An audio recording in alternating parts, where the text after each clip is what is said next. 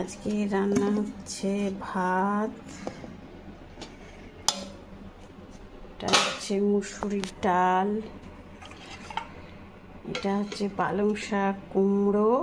গাজর, পটল, ঝিঙে দিয়ে একটা তরকারি, এটা হচ্ছে ঝিঙে আলু পোস্ত, এখানে হচ্ছে ডাঁটা, তারপরে আলু দিয়ে সর্ষে বাটা দিয়ে আমের আচার দিয়ে একটা চচ্চড়ি, আর এটা হয়েছে আমের চাটনি। আজকে রান্না হচ্ছে ভাত, এটা হচ্ছে মুসুরির ডাল, এটা হচ্ছে পালং শাক, কুমড়ো, গাজর, পটল, ঝিঙে দিয়ে একটা তরকারি,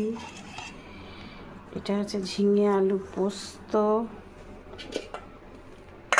এখানে হচ্ছে ডাঁটা, তারপরে আলু দিয়ে সর্ষে বাটা দিয়ে আমের আচার দিয়ে একটা চচ্চড়ি, আর এটা হয়েছে আমের চাটনি।